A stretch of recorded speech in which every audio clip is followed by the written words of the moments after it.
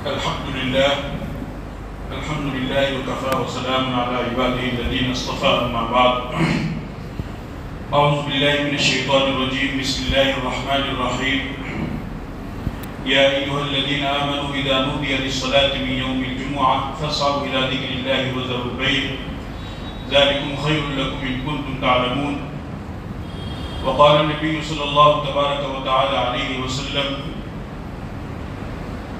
إذا جاء أحدكم الجمعة فليغتسل وقال النبي صلى الله تعالى عليه وسلم أربع من سنن المرسلين السواك والحياء والتعطر والنكاح أو كما قال عليه الصلاة والسلام. میرے محترم بزرگوں اور دوستوں، آج کا دن جمعۃ المبارک کا دن ہے اور جمعے کے دن کو یہ فضیلت حاصل ہے کہ جمعے کا دن تمام دنوں کا سردار ہے. حالانکہ بقیہ اور جو دوسرے دن ہیں ان دنوں کے اندر بھی اگر آپ دیکھیں تو ان کی بھی اپنے اپنے طور پر فضیلت ہے، خاصیت ہے. پیر کے دن کو یہ فضیلت حاصل ہے کہ آقا نامدار تاجدار مدینہ سرکار دو عالم جناب محمد رسول اللہ صلی اللہ علیہ وسلم اس دنیا کے اندر تشریف لائے، اور اسی طریقے سے جمعرات کے دن کو یہ فضیلت حاصل ہے کہ جمعرات کے دن میں اللہ رب العزت کے دربار میں بندوں کے نامہ اعمال پیش کیے جاتے ہیں. لیکن ان سب کے باوجود بھی ہفتہ کے دنوں کا جو سردار بتایا گیا ہے وہ جمعے کے دن کو بنایا گیا ہے. خاص طور پر اللہ رب العزت نے اپنے خاص فضل اور کرم کی بنیاد پر یہ جمعے کا دن اس امت کو عطا فرمایا ہے. اس سے پہلے امتوں کو یہ دن عطا نہیں کیا گیا. عطا اللہ نے کیا دوسری امتوں کو یہ دن، لیکن انہوں نے اس کی فضیلت کو، اس کی اہمیت کو نہیں جانا اور آپس میں انہوں نے اختلاف کر لیا. بخاری شریف کی روایت ہے، آپ علیہ السلام نے ارشاد فرمایا نحن الآخرون السابقون یوم القیامہ، کہ ہم دنیاوی اعتبار سے دنیا میں ہم سب سے بعد میں آنے والی امت ہیں. ہمارے بعد قیامت تک اب دوسری کوئی امت نہیں آئی، لیکن آخرت کے اعتبار سے ہم پہلی امت ہیں کہ قیامت کے دن میدان محشر میں یہ آخری امت سب سے پہلے جنت میں جانے والی ہوگی. پھر آپ علیہ السلام نے ارشاد فرمایا کہ اللہ رب العزت نے جمعے کا دن ان سے پہلی امتوں کو دیا، عطا کیا، لیکن انہوں نے آپس میں اختلاف کر لیا. یہودیوں نے سنیچر کے دن کو معزز مانا، محترم مانا. عیسائیوں نے اتوار کے دن کو معزز مانا، محترم مانا. آج ان کی کوئی بھی تقریبات شادی کی یا پھر اسی طریقے سے دوسرے پروگرام ہوتے ہیں تو وہ اپنے ان مذہبی دنوں کے اندر کرتے ہیں. لیکن اس امت کو اللہ رب العزت نے جمعے کا دن عطا فرمایا کہ اس امت نے جمعے کے دن کو قبول فرمایا، اس کو دیا. اس کی وجہ سے اس امت کو یہ فضیلت حاصل ہوئی اور وہ جو دوسری امتیں ہیں وہ ان کے بعد میں آنے والی بنی. اور جمعے کے دن کی فضیلت کا اندازہ آپ اس بات سے لگا سکتے ہیں کہ قرآن کریم کے اندر اللہ رب العزت نے جمعے کے دن کے نام سے سورۃ الجمعہ کے نام سے باقاعدہ ایک سورت اتاری. باقی اور کسی دن کے نام سے کوئی سورت 114 سورتوں میں سے قرآن کریم میں نہیں ہے، لیکن سورۃ الجمعہ کے نام سے اللہ نے ایک سورت باقاعدہ اتاری ہے اور اس میں جمعے کے احکامات کو اللہ رب العزت نے بیان فرمایا ہے.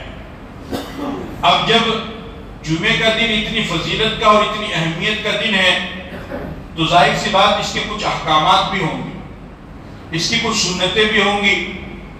ان میں سے پہلی سنت یہ ہے کہ غسل کرنا. جمعے کے دن کی پہلی سنت ہے غسل کرنا.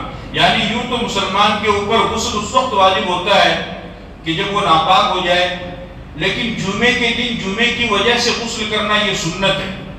آپ علیہ السلام نے حدیث میں ارشاد فرمایا اذا جاء احدکم الجمعہ فَلْيَغْتَسِلْ، کہ جب تم میں سے کوئی جمعے کی نماز پڑھنے کے لیے آئے تو اسے چاہیے کہ وہ غسل کرے، غسل کر کے آنا یہ سنت ہے۔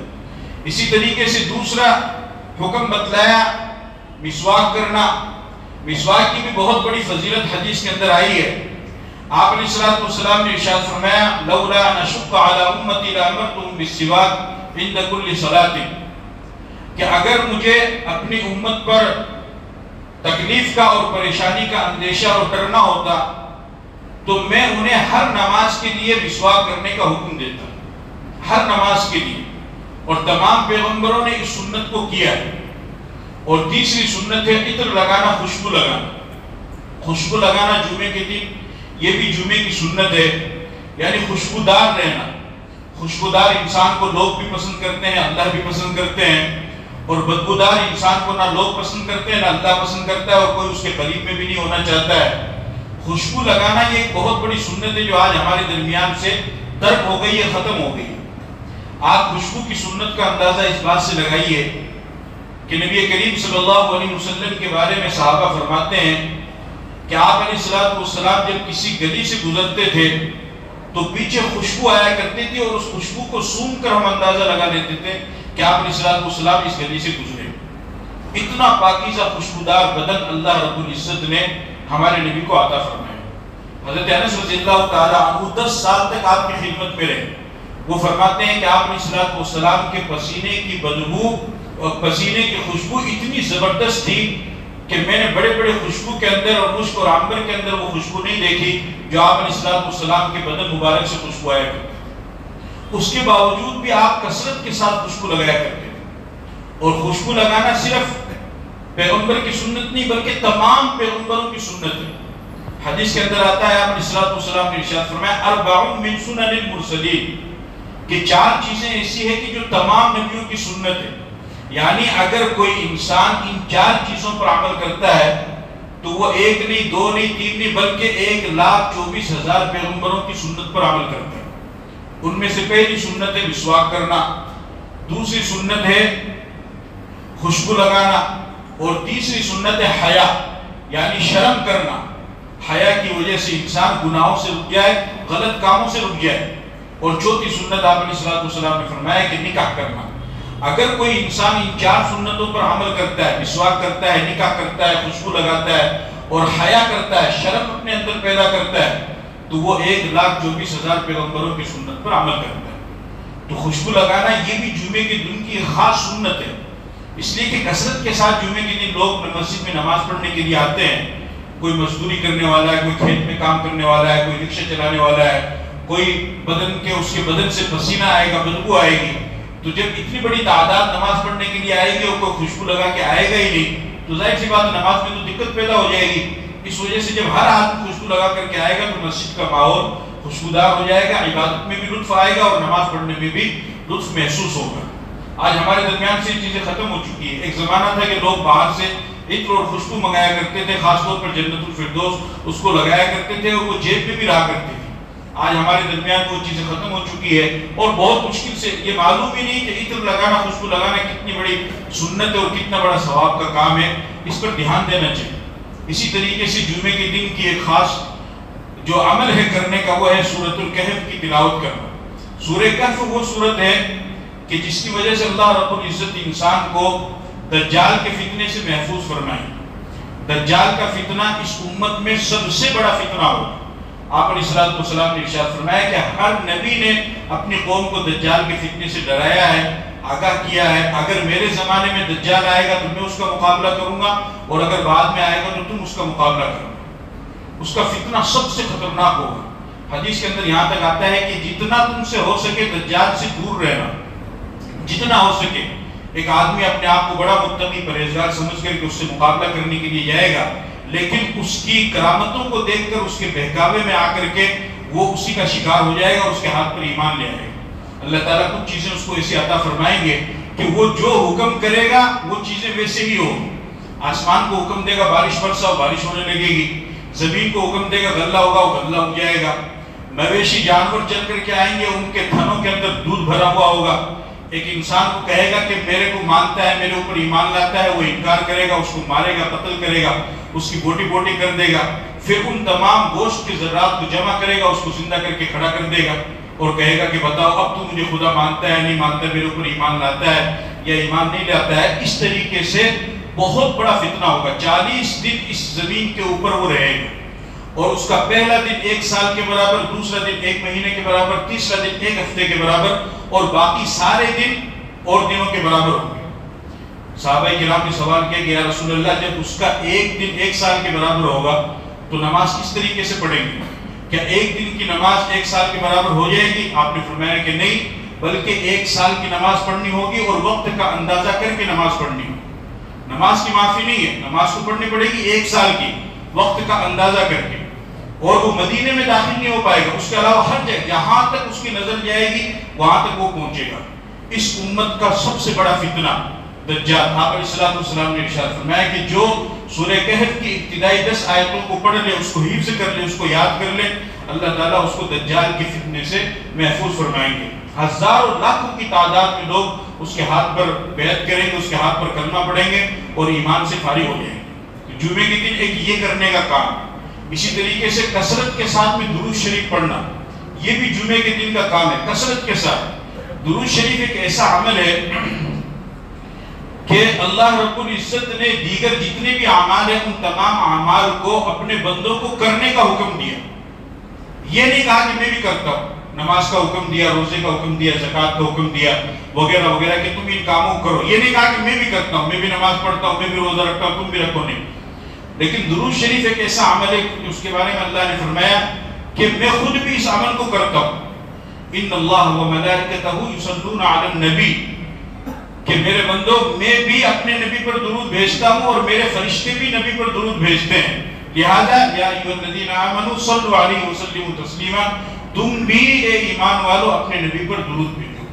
کثرت کے ساتھ میں آپ علیہ السلام پر درود پڑھنا یہ عبادت ہے، اللہ تعالیٰ کو بہت ہی زیادہ محبوب ہے، پسندیدہ عمل۔ اور درود شریف ایک ایسا عمل ہے کہ کوئی بندہ چاہے کتنا ہی گیا گزرا ہو، کتنا ہی گنہگار ہو، غلط لائن پر پڑا ہوا ہو، اگر وہ درود شریف پڑھتا ہے تو اللہ تعالیٰ اس کے درود شریف کو ضرور قبول فرماتے ہیں۔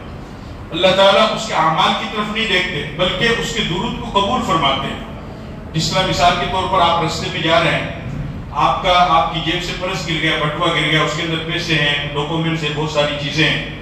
اب ایک شخص نے اس کو اٹھا لیا، آپ واپس پلٹ کر کے آئے، آپ نے دیکھا کہ بھئی ایک شخص کے پاس میں آپ کا بٹوا ہے، لیکن اس کے بال بھی بکھرے ہوئے، اس کے منہ سے بدبو آ رہی ہے، کپڑے اس کی گندے ہیں، نالی کے اندر پڑا ہوا ہے، شراب بھی رکھی، الٹی سیدھی باتیں کر رہا ہے، تو بتاؤ اس کی گندگی کو دیکھ کر، اس کی گندگی کی وجہ سے آپ اپنا سامان چھوڑ دو گے؟ آپ نہیں چھوڑ، آپ کو بھی مجھے اس سے کیا مطلب، یہ اس کا عمل ہے، اس کو جو بھی کرنا ہے، لیکن چونکہ میرا بٹوا، میرا پرس اس کے پاس میں، میرے پیسے اس کے پاس میں، مجھے تو اپنے پیسے لے لیں۔ اسی طریقے سے جب کوئی بندہ کتنا ہی گنہگار کیوں نہ ہو، لیکن جب وہ درود پڑھتا ہے تو اللہ تعالیٰ یہ دیکھتے ہیں کہ نہیں یہ میرے نبی کے اوپر درود پڑھ رہا ہے، تو اللہ تعالیٰ اس کے درود کو ضرور قبول فرماتے ہیں۔ حدیث کے اندر آتا ہے، آپ علیہ السلام نے فرمایا ان اول الناس بی یوم القیامہ اکثرهم علی صلاۃ، کہ قیامت کے دن میرے سب سے زیادہ نزدیک وہ لوگ ہوں گے کہ جو مجھ پر کثرت کے ساتھ میں درود شریف پڑھیں، سب سے زیادہ پیغمبر کا قرب ان لوگوں کو حاصل ہوگا۔ اور آپ نے فرمایا کہ اللہ تعالیٰ نے فرشتوں کی ایک ٹیم بنائی ہے، ایک گروپ بنایا ہے کہ جو زمین کے اندر تفریح کرتے ہیں، گھومتے ہیں، ان للہ ملائکۃ سیاحین، وہ سیر و تفریح کرتے ہیں، تلاش کرتے ہیں، اور پوری دنیا کے اندر جہاں کہیں بھی کوئی درود شریف پڑھتا ہے وہ اس درود شریف کو اٹھاتے ہیں اور اللہ کے نبی صلی اللہ علیہ وسلم کے روزے کے اوپر پہنچاتے ہیں۔ آپ علیہ السلام نے ارشاد فرمایا کہ جو ایک مرتبہ مجھ پر درود شریف پڑھے گا، اللہ تعالیٰ 10 مرتبہ اس کے اوپر نظر رحمت فرمائے گا۔ 10 مرتبہ اللہ کی رحمت کتنی بڑی چیز ہے، کوئی معمولی چیز نہیں ہے۔ اس کا اندازہ آپ اس سے لگائیے کہ آپ علیہ السلام نے ایک موقع پر ارشاد فرمایا کہ کل قیامت کے دن کوئی بھی انسان اپنے عمل کی وجہ سے جنت میں نہیں جائے، کوئی بھی انسان۔ صحابہ کرام نے عرض کیا کہ یا رسول اللہ چلو ہم تو گنہگار ہیں، خطا کار ہیں، ہم تو اپنے عمل کی وجہ سے نہیں جائیں گے، ولا انت، آپ بھی اپنے عمل کی وجہ سے نہیں جائیں گے، آپ تو معصوم ہیں، آپ تو نبی ہیں۔ آپ نے فرمایا نہیں، الا ان یتغمدنی اللہ برحمتہ، کہ مجھے بھی اللہ کی رحمت ڈھانپ لے گی تب میں اللہ کی رحمت کی وجہ سے جنت میں جاؤں۔ جب نبی اللہ کی رحمت کی وجہ سے جنت میں جائے گا تو میرے کو اور آپ کو اللہ کی رحمت کی کتنی ضرورت ہے اور کتنی زیادہ ضرورت ہے۔ لیکن آپ نے فرمایا کہ جب ایک مرتبہ کوئی بندہ درود شریف پڑھتا ہے تو اللہ تعالیٰ اس کے اوپر 10 مرتبہ نظر رحمت فرماتے ہیں۔ پیغمبر کا ہمارے اوپر بہت بڑا حق ہے، ورنہ امت جن گناہوں کو آج کر رہی ہے ان گناہوں کے بالکل صفر اور زیرو کے برابر، اور ان گناہوں کا ان گناہوں سے کوئی مقابل ہی نہیں، کوئی جوڑ ہی نہیں بیٹھتا ہے۔ اس کے باوجود بھی اللہ رب العزت نے ان امتوں کو ان چھوٹے چھوٹے صغیرہ گناہوں کی بنیاد پر بھی ہلاک کر دیا، برباد کر دیا، ان چھوٹے چھوٹے گناہوں کی وجہ سے۔ بنی اسرائیل کو اللہ تعالیٰ نے فرمایا کہ تمہیں سنیچر کے دن شکار نہیں کرنا ہے، سنیچر کے دن مچھلی زیادہ آیا کرتی تھی، انہوں نے کہا ٹھیک ہے، تو انہوں نے سنیچر کے دن شکار تو نہیں کیا لیکن ایک ہیلہ اختیار کیا۔ ہیلہ کیا کیا کہ چھوٹا سا حوض بنا لیا اور ادھر سے رستہ نکال دیا۔ اب اس حوض کے اندر مچھلیاں آیا کرتی تھی اور اتوار کے دن جا کے پکڑا کرتے تھے۔ اللہ رب العزت نے ان کو منع فرمایا، وَلَقَدْ عَلِمْتُمُ الَّذِينَ اعْتَدَوْا مِنْكُمْ فِي السَّبْتِ فَقُلْنَا لَهُمْ كُونُوا قِرَدَةً خَاسِئِينَ۔ یہ چھوٹا سا ہیلہ بھی اللہ کو پسند نہیں آیا، اور صرف اس گناہ کی وجہ سے، یعنی سنیچر کے دن ہیلہ کرنا اور اتوار کے دن جا کر کے مچھلی پکڑنا، اس مچھلی پکڑنے والے گناہ کی وجہ سے اللہ نے ان کو بندر اور خنزیر بنا دیا۔ اور یہ قرآن کے اندر ہے، نماز کا چھوڑنا مچھلی پکڑنے سے بڑا گناہ ہے، روزے کا چھوڑنا مچھلی پکڑنے سے بڑا گناہ ہے، سود کا کھانا مچھلی پکڑنے سے بڑا گناہ ہے، شراب کا پینا مچھلی پکڑنے سے بڑا گناہ ہے، زنا کرنا مچھلی پکڑنے سے بڑا گناہ ہے، دوسروں کے حقوق کو کھانا، دوسروں کی زمین پہ قبضہ کر لینا، دوسرے کے مکان پہ قبضہ کر لینا، اپنی طاقت اور دولت کی بنیاد پر اپنے بھائی کی جائیداد پر قبضہ کر لینا، یہ مچھلی کھانے سے بڑا گناہ ہے۔ اور یہ سارے گناہ ہو رہے ہیں اور اجتماعی طور پر ہو رہے ہیں، کوئی ڈھکے چھپے نہیں ہیں، اجتماعی طور پر ہر آدمی اپنے اپنے دائرے میں فرعون بنا ہوا، ہر آدمی۔ فرعون نے تو بہت بعد میں خدائی کا دعویٰ کیا تھا، جب اس کو اللہ نے حکومت دے دی، دولت دے دی، طاقت دے دی، سب کچھ دے دیا، اور 400 سال تک اس کے سر میں درد بھی نہیں ہوا۔ اتنا لمبا ٹائم گزرنے کے بعد جب اس نے دیکھا کہ میرا کچھ ہو ہی نہیں رہا ہے، تب اس نے کہا انا ربکم الاعلی۔ ہمارے یہاں تو ہر آدمی اپنے اپنے دائرے میں فرعون بنا ہوا، خدا بنا ہوا ہے، اپنی کوئی اولاد پر خدا بنا ہوا ہے، کوئی اپنی بیوی پر خدا بنا ہوا ہے، کوئی اپنے بھائیوں پر خدا بنا ہوا ہے، کوئی کمزوروں پر خدا۔ ہر آدمی اپنے اپنے دائرے میں اپنی طاقت کے بنیاد پر یہ سارے گناہ کر رہا ہے، اور ان اجتماعی سارے گناہوں کے باوجود بھی اگر اللہ کی پکڑ نہیں آ رہی ہے، اللہ کا عذاب نہیں آ رہا ہے، اور کوئی بندر اور خنزیر نہیں بن رہا ہے، آسمان سے بارش نہیں برس رہی ہے، آگ نہیں برس رہی ہے، زمین نہیں پھٹ رہی ہے، سمندر چل کر نہیں آ رہا، پہاڑ نہیں گر رہا ہے، تو یہ مت سمجھو کہ اس میں ہماری عبادت کا کمال ہے۔ ہماری عبادت کا کمال نہیں ہے، ہم نے تو کوئی کسر نہیں چھوڑی اللہ کے عذاب کو بلانے میں۔ دعائیں تو اپنے نبی کو کہ جو 1400 سال پہلے دعا کر گیا تھا کہ اللہ میری امت کو ہلاک نہ کرے، ان کی دعاؤں کی برکت سے آج ہم لوگ محفوظ ہیں۔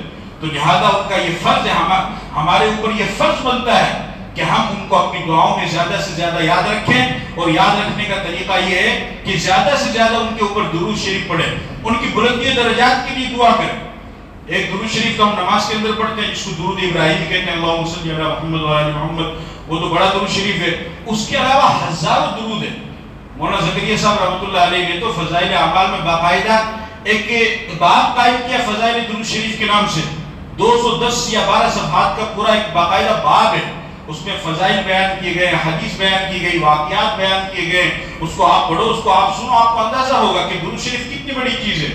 اور اگر وہ نہیں یاد ہو بڑا درود شریف تو چھوٹا درود شریف صلی اللہ علیہ وسلم یا صلی اللہ علیہ نبی امی، چلتے پھرتے اٹھتے بیٹھتے ہر وقت اس درود شریف کو پڑھتے رہیے، اللہ تعالیٰ آپ کی تکلیفوں کو دور کرے گا، آپ کی زندگی کے اندر رحمت اور راحت نازل ہوگی۔ یہ جمعے کے دن کے اعمال ہے، غسل کرنا، خوشبو لگانا، عطر لگانا، مسواک کرنا، نیا لباس پہننا، جمعے کے دن جلدی آ کر کے جمعے کی نماز کی تیاری کرنا، سورہ کہف کی تلاوت کرنا، اسی طریقے سے درود شریف پڑھنا۔ ان اعمال کے ساتھ اگر آپ جمعے کی نماز پڑھیں گے تو انشاءاللہ آپ کو ان تمام اعمالوں کا بھی ثواب اور فضیلت بھی حاصل ہوگی۔ اللہ تعالیٰ عمل کی توفیق عطا فرمائے۔